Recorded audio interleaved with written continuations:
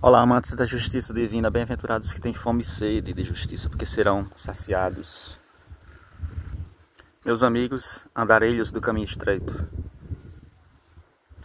Nós somos criaturas de Deus, mas criaturas livres. Podemos sofrer influência externa, Deus nos criou assim. A gente tem o pensamento próprio, cada um, mas a gente pode ser influenciado também por forças, por movimento, por pensamentos externos. Se a gente não estiver preparado, a gente pode acompanhar pensamentos, ideologias, pode acompanhar uma influência externa. E aí o inimigo de Deus está andando em volta, procurando todo tempo a quem devorar, porque ele sabe que ele tem pouco tempo. Então a gente tem que olhar em volta e ficar esperto.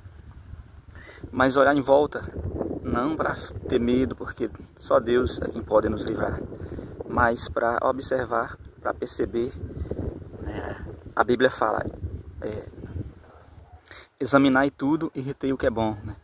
Olha em volta, A Bíblia fala vigiai, então a gente tem que olhar em volta, baseado na palavra de Deus, nas orientações, nas instruções que Deus nos dá, olhar em volta com base nessas instruções, para que a gente não contribua com as forças inimigas de Deus. Forças essas que elas vêm nos enganando, que vêm trajada de algo que é bom, e a gente acaba caindo, a gente acaba sendo levado por essas forças. Então, na parábola do joio e do trigo, fala que no final é que vai ser feita a colheita. O agricultor pede para não arrancar as plantas agora enquanto está pequena, para não arrancar o joio, não arrancar a planta ruim, porque senão pode ser que arranque também a boa. Então deixa crescer tudo junto, e quando estiver pronto para a colheita, arranca-se primeiro, primeiro será arrancado o joio e ajuntado em feixes para ser lançado ao fogo. Depois é que pega a planta boa, depois é que colhe a planta boa.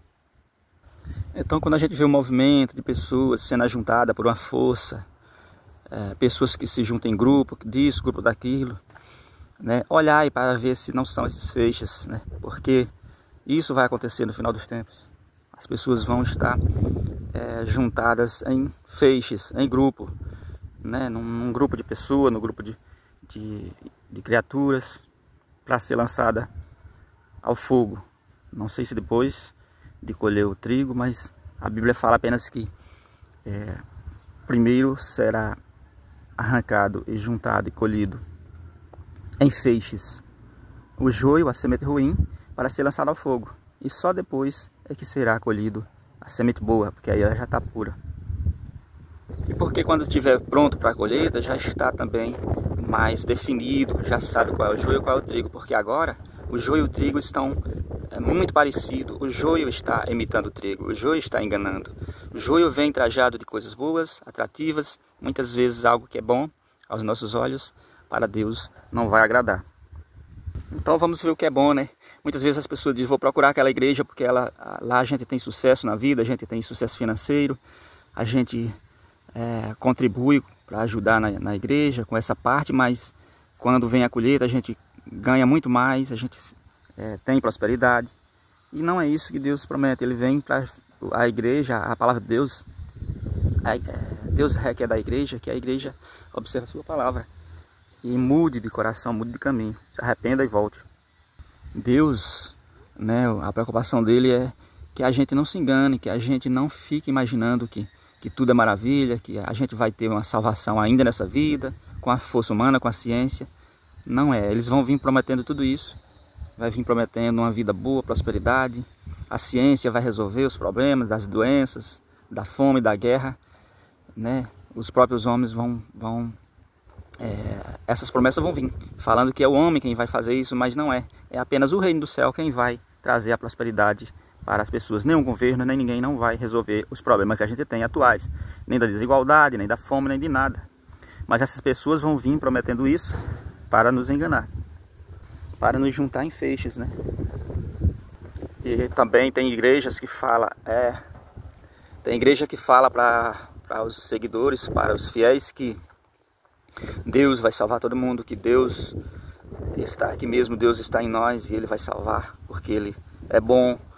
Só que Jesus não veio sentar com os pecadores e beber com eles, e não veio para se tornar um deles e se tornar igual a ele, mas veio para que todos eles copiassem Jesus, né? Imitassem e tornassem parecido com Jesus cada vez mais. Então ele veio para sentar, porque ainda é o tempo ainda da gente construir aquilo que Jesus falou, que é construir o nosso histórico, né? Pelo qual nós seremos julgados. Seremos julgados segundo as nossas obras, né? Então, a gente, baseado nas instruções, com o nosso livre-arbítrio, baseado nas instruções que vem da Bíblia, que vem de Deus, a gente vai colocar em prática. E é isso que Jesus veio. Ele veio, veja que ele, onde encontrava a verdade, ele sentia-se bem. Como é o caso da mulher que estava lá no poço. Deus quer isso, que a gente viva de forma sincera. Ele perguntou: vai chamar seu marido, né? E a mulher falou: esse que eu estou agora não é marido, eu já tive 5 maridos. Ela falou a verdade e Jesus se agradou disso. Então é isso que a gente tem que fazer. A gente tem que procurar fazer aquilo que agrada a Deus, fazer aquilo que está imitando a Deus, né? Sendo simples, né? Sendo simples como uma pomba e prudente como uma serpente. Não caindo em qualquer promessa, né? A mulher, Jesus se alimentou dessa palavra. A palavra de Deus diz: nem só de pão viverá o homem, mas de toda palavra que sai da boca de Deus. E a verdade vem de Deus. Quando uma pessoa está falando a verdade, ele está transmitindo aquilo que Deus quer que seja transmitido. E aquela mulher samaritana, que era, nessa época tinha um preconceito sobre esse povo, e mesmo assim Jesus conversou com ela, e Jesus achou ali a sinceridade, pessoas que buscam um ser maior, que não confia em si mesmo, que não confia nos que estão em volta, mas que confia num ser bem maior, que é quem pode nos trazer a segurança e a paz eterna, que é o nosso Deus. E Jesus se alimentou daquela... Quando os discípulos chegaram com os alimentos, com a comida que foram buscar na rua, ele não quis nem mais almoçar, porque a palavra de Deus diz que nem só de pão viverá o homem, né? Mas toda palavra que sai da boca de Deus.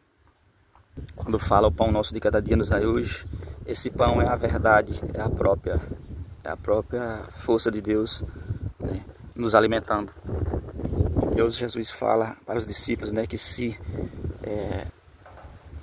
permaneceres em mim, serão verdadeiramente meus discípulos, e conhecerão a verdade vos libertará. E isso se dá ao longo do tempo. Ninguém conhece a verdade e nem nunca vai conhecer totalmente, só Deus. Mas a gente vai se alimentar dela até na vida eterna. A gente vai se alimentar dessa palavra, vai ter as instruções do Criador nos orientando, como era no Jardim do Éden. Essa verdade que Deus fala, que Deus traz, ela não pode ser feita como um download, que é copiar, colar, ou como uma faculdade que você passa um período de 4 anos e você já se formou naquela profissão. Não. Essa verdade de Deus que ele fala, conhecereis a verdade e a verdade vos libertará, é para a gente estar a todo momento com ela. Se a gente estiver com essa verdade, buscando essa verdade, naturalmente a gente vai estar junto e protegido, ser uma das criaturas protegida por Deus, e estaremos livres, libertos de todo o mal. Amém? Então essa é a palavra de hoje para todos nós.